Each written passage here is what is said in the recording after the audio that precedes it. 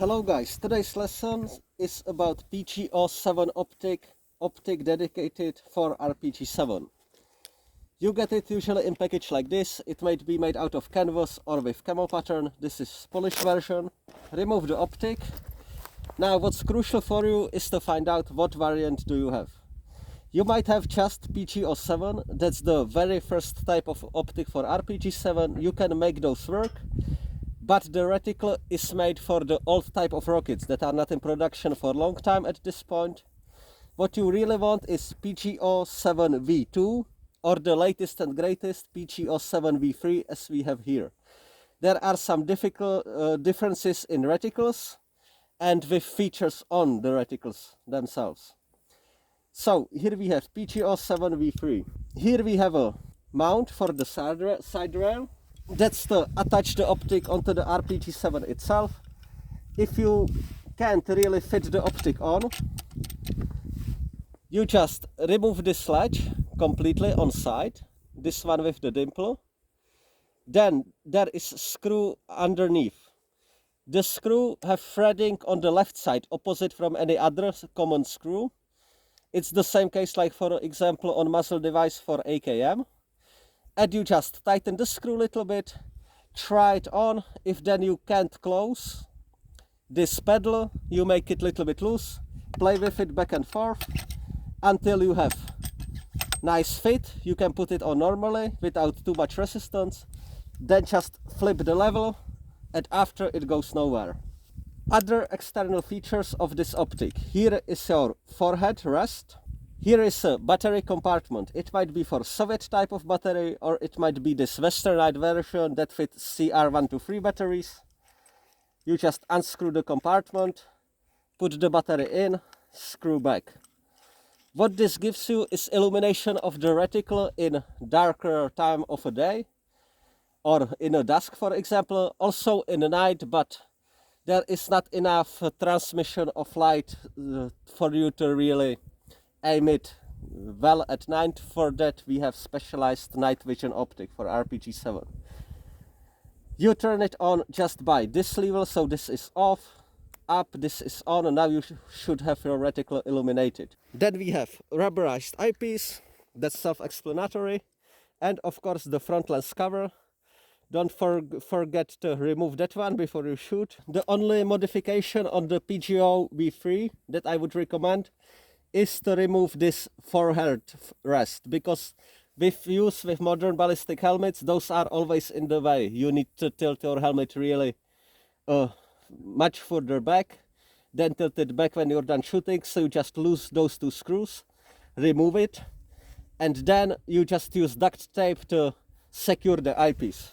Like this, we have it done on all of our RPG-7s. Now you have no forehead stop that inevitably will be in the way, and you can take your aim much faster. Also, there is very minimal recoil on the RPG-7, so the forehead rest is not necessary at all, and on the modernized night vision optics for RPG-7, they also don't use it anymore.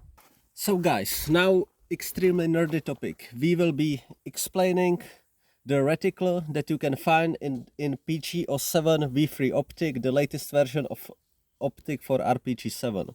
Now, the version V2 does not have this all part down here, that corresponding for your dual charge and your thermobaric rockets. Okay, it will be just this. Now, this is the latest version, so it have everything what you need to know. So we will go from the top. On top you have this cross that you use as a reference for zeroing. It's also written here, bore sight. It's also if tank appear 50 to 30 meters in front of you, you use this one. Then you go down to the actual grid that we use for aiming. Types of projectiles that interest us the most are the ones most common. So it's the classic shape charge M, and then the stronger shape charge L, also marked sometimes VL. Now, when we have the model M that will be put on the picture on our screen, we use it for static targets. We use this portion. If the static target is 200 meters away, we use this part, okay? If it's 300 meters away and we have loaded the M projectile, we use here. And if he is 500 meters away, we use this. I think you got the point. Now we're using the VL, that is bigger shape charge, so of course the range is reduced. This point of M we use for the L type of charge, 400 meters.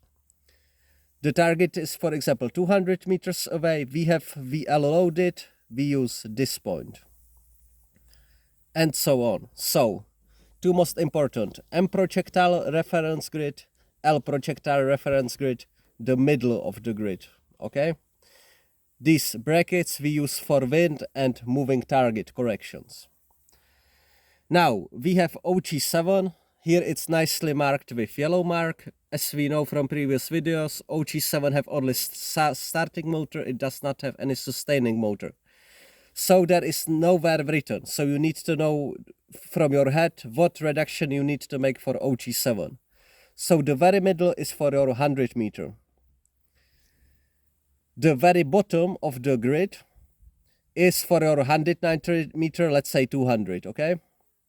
And the very furthest that you can still shoot with some reference point on your grid for OG7V is 340 meters using this point. Now, your double charge and your thermobaric charge. We starting here. Here we have the one that reference to the 100 meter. So I have thermobaric projectile loaded. I have target 100 meters away, static one, I aim here. I have the same target 150 meters away. I use this point. Now the target is 200 meters away, referenced by the 2 right here. I'm using this point, that's also the maximum range for this type of projectiles.